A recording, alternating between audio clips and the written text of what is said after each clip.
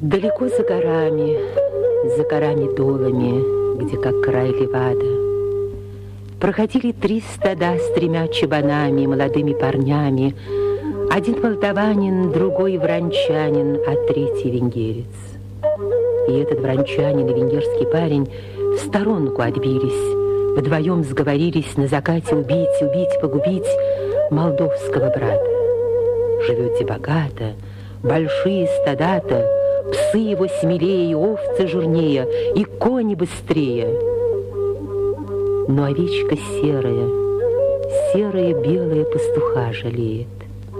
3-й день все блеет, все не умолкает. Ты, овечка серая белая, что ты все блеешь? Или ты болеешь, или тебе, касатки, муравы не сладкие? Ах, хозяин, надо гнать скорее стадо в рощу, где прохлада. Там трава для нас, там и тень для вас. Позови собаку, ту, что рвется в драку, сильную и верную. Ведь в пору вечернюю тебя хотят убить, погубить этот вранчанин и венгерский парень. Овечка моя, раз погибну я на поле зеленом под высоким кленом, скажи, пусть вранчанин и венгерский парень похоронит рядом меня со стадом, чтобы слышно мне было в тишине могилы, как блеют овечки в загоне у речки. Ты им так скажи, а в гроб мне положи буковую дудку, что милую зовет, костянную дудку, что песню в душу льет, бузинную дудку, что пламенно поет.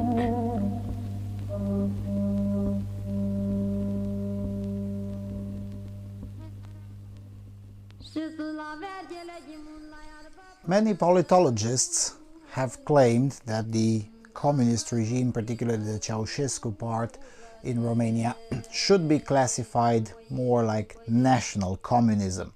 Now, that in itself is a controversial statement, and probably it's going to be settled many years from now, after all of us who've been through it will be dead, just like questions from World War I are only now being settled when there's no one alive to come in with various passions and biases and whatnot to interrupt more honest research. However, one data point in favor of the contention that the period between 1967 and 1989 in Romania constituted national communism is the regime's usage of folklore to prop itself up, not just inside but also abroad. And this disc with the ballad of the Iui lamb or Mioritza ballad is probably prime evidence of the regime's ability to use Romanian folklore to prop the regime up. That's what we're going to discuss in this episode of the Propaganda Basement.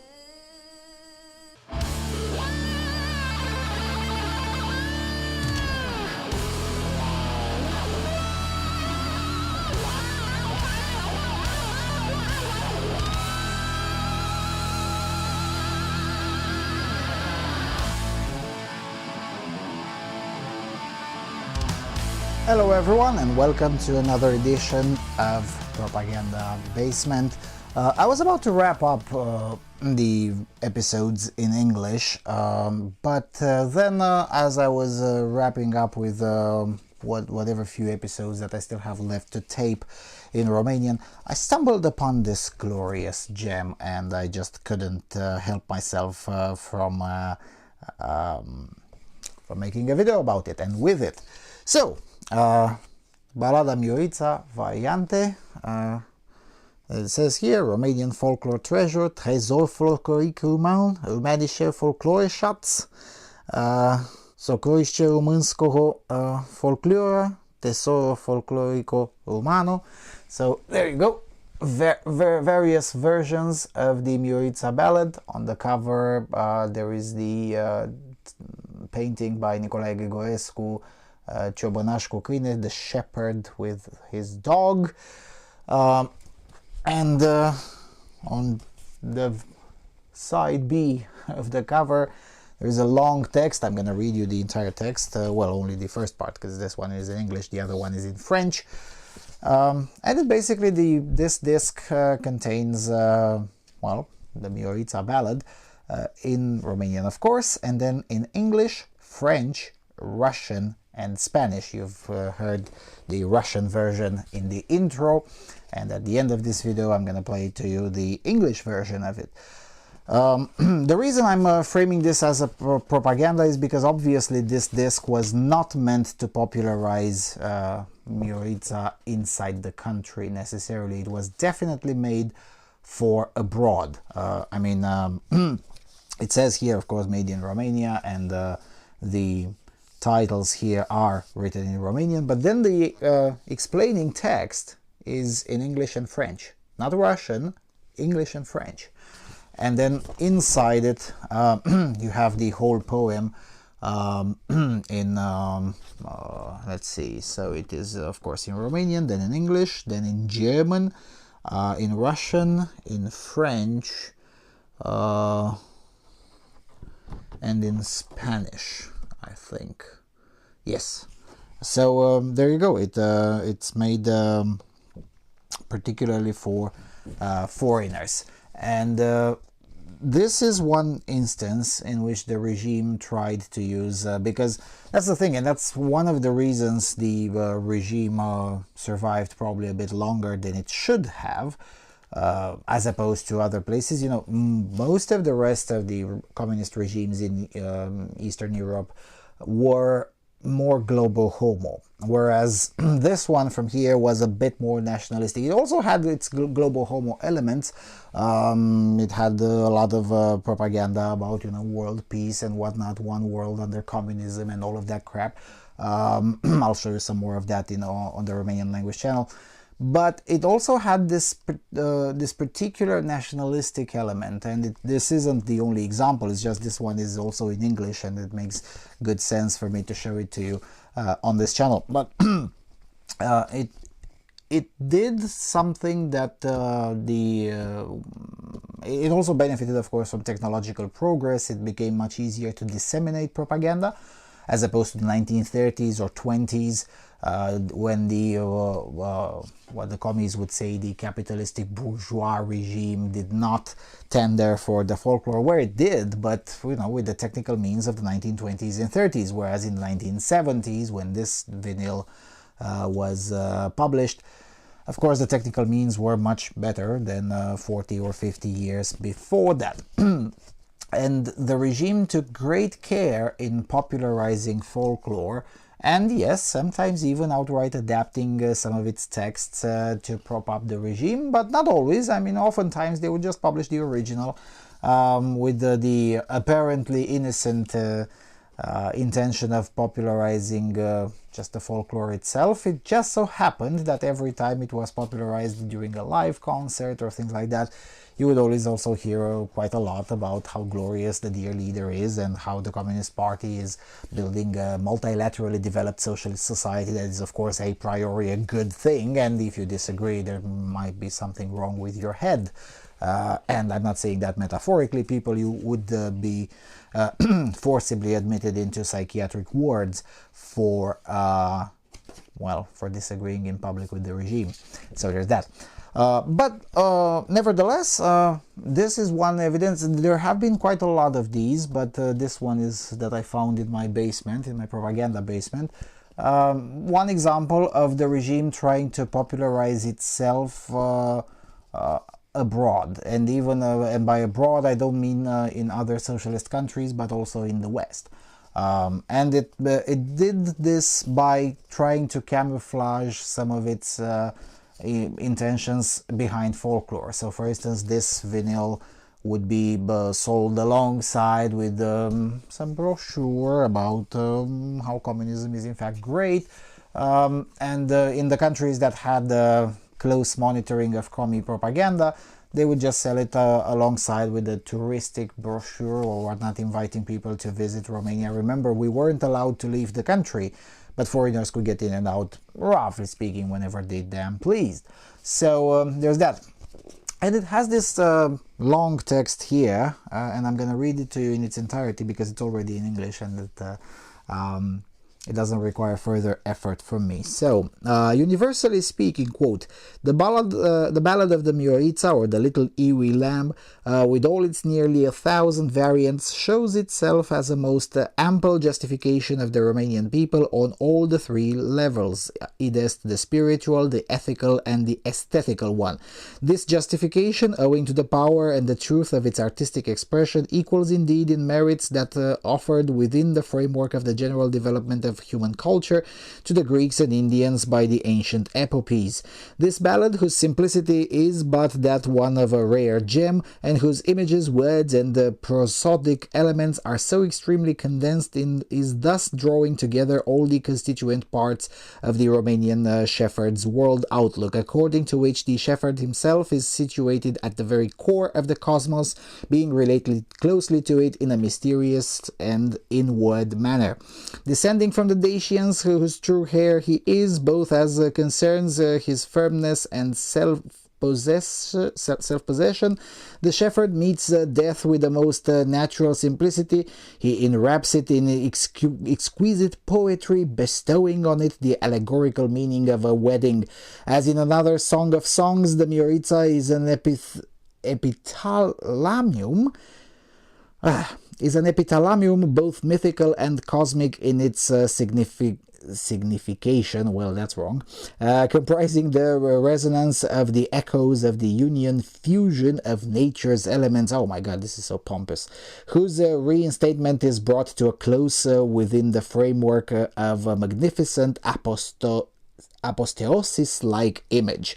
The shepherd, who has been thus turned into a bridegroom, has got the sun and the moon as his wedding sponsors, who are to hold his wedding crown chaplet, allowing thus his brow to reach the heaven, i.e. the universe. His wedding guests are the fir trees with their evergreen needle leaves, allowing him thus to become part and parcel of eternity itself. This apotheosis of his comprises to all the beings and objects of his former life of a shepherd, as henceforth he is going to live forever both on the level of his former usual existence and of his new mythical one, which he is now to enter, received not only as a hero but also as a divinity.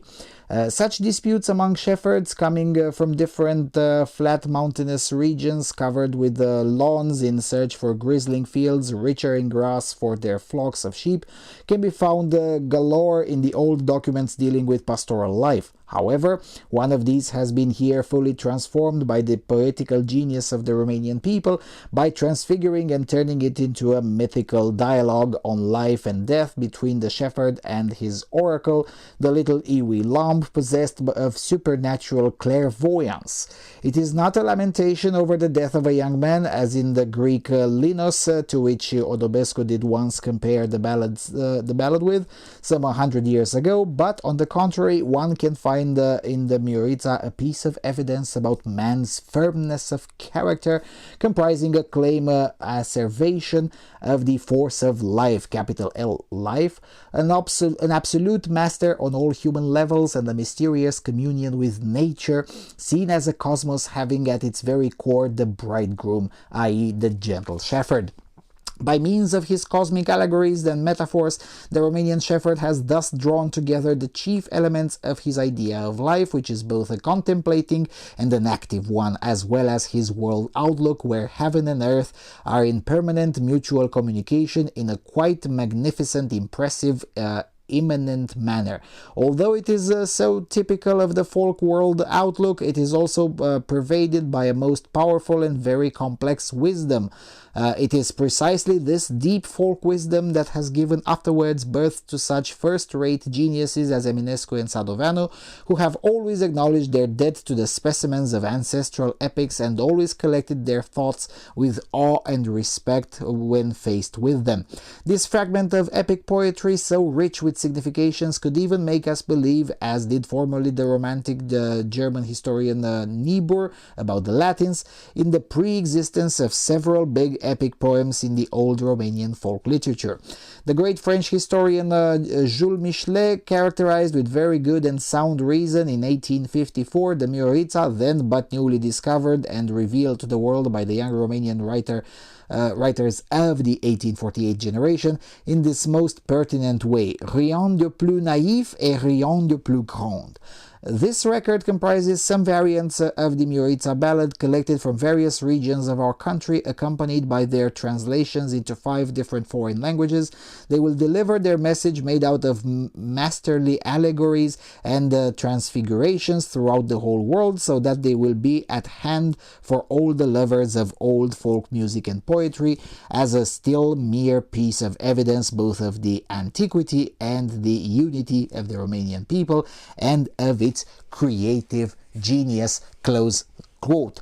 Now, this is the most pompous description about this description of Mioritza that I have ever read, and make no mistake, studying this was mandatory in school, and you were supposed to find all sorts of pompous descriptions and pompous meanings in this relatively long poem about, well, the death of a shepherd killed by his friends. Yeah. This, however, is of course, as I said, the most pompous description that I have ever read. Now, that doesn't say much, because I really don't like literature in general, any literature. I just don't like fiction, and as a result I don't read critique of literature either, so probably someone has written something even more pompous than this about Mioritza. But with that said, it has to be said here, right? So for instance, the propaganda element is here where the regime said, where it is, oh, there you go, this deep folk wisdom that has given afterwards birth to such first-rate geniuses as Eminescu and Sadoveanu, who have...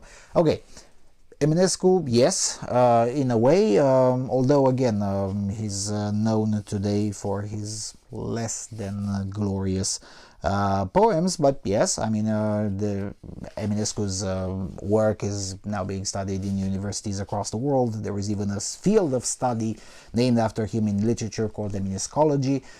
So yes, of course. But then the other guy named there, Sadoveanu wasn't of a similar caliber. But Sadoveanu had an important attribute. He had been a very reliable apparatchik.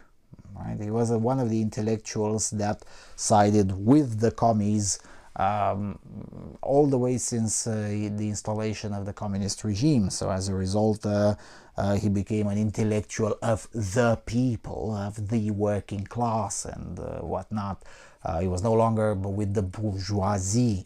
Right? And as a result, the commies appreciated him quite a lot, and he had a very good life under communism because, well, he joined the regime early on, and as a result, you know, he was rewarded even with this kind of ass kissing by being compared with Eminescu, and you know, he was a smart guy, but was just not comparable. So yeah, this is how the regime operated, and even on this kind of thing, which looks innocent and okay, let's promote Romanian culture, Romanian folklore abroad, it even has one little propaganda element there. And of course, at the time, this disc is from 1972 or 73.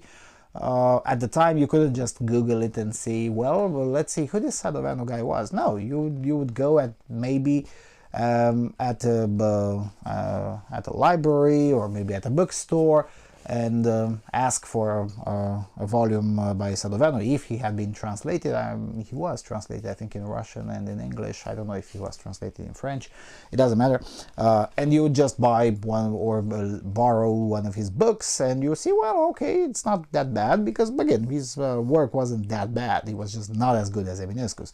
But you would never know that the reason he was included there is because he was a commie apparatchik, and he was a supporter of communism. Eminescu wasn't, but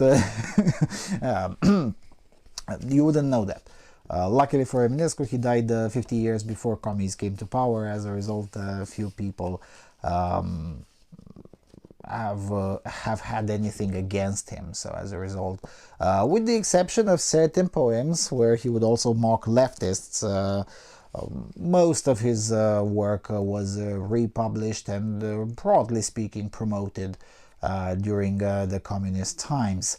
But yeah, so Mioritza, which today, by the way, is quite it's a piece of work that is I wouldn't say reviled, but hardly respected inside the current year Romania. It's oftentimes used as a pun in various jokes that some Romanians make at the expense of, well, our culture. Now, I wouldn't go that far. I have to admit, I'm not a big fan of Mioritza myself, but I wouldn't go that far as to write something this pompous and, well, quite frankly, weird. But I also wouldn't go that far in the other direction to say that it's utter crap and whatnot. No, it's, it's an old poem dating roughly from the 15th century as an oral tradition, and then tried to codify several times in the 18th century. That kind of didn't work out, and then the 1848ers intellectuals tried to codify it themselves. It worked for a year or two until they discovered that there are hundreds and hundreds of variants of it, and it becomes a little bit more complicated. And then, well, even today there aren't not all versions of it. You can find them in writing, so there's that. But broadly speaking, they all converge to a similar idea. Now, I don't think it's really that cosmical as this text makes it. But, yeah, well, it's not something really bad. But yeah, so the communist regime thought it's so good that it's worth being promoted outside, and it's worth wasting resources, in the 70s, publishing kind of a vinyl like this with with the entirety of the text in English and Russian and French and Spanish and whatnot. That wasn't a small expense. Inside the country it was sold at a cheap price, but in the West not so much. It was sold as quite an expensive thing, and of course hipsters would buy it. I mean, the way I've heard, this sold pretty well in the West, precisely because a lot of hipsters were like, oh, look, something exotic, let's buy it. Now, I'm not saying that's a bad thing. I'm just saying that the people who didn't know what they were buying may have inadvertently be exposed to, some slight, small, commie bullshit in the middle of the text. The rest of the text is just a literary critique of the weird sense. I don't know. I just don't like this kind of text.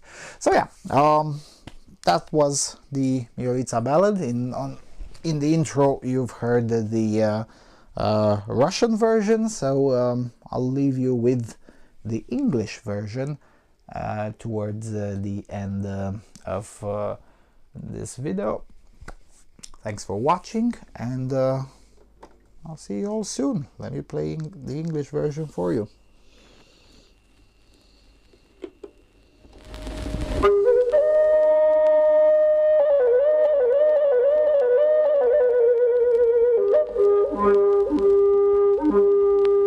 Near a low foothill at heaven's doorsill, where the trail's descending to the plain and ending, here 3 shepherds keep their 3 flocks of sheep. 1 Moldavian, 1 Transylvanian, and 1 Vrunchen. Now the Vrunchen and the Transylvanian, in their thoughts conniving, have laid plans, contriving at the close of day to ambush and slay the Moldavian.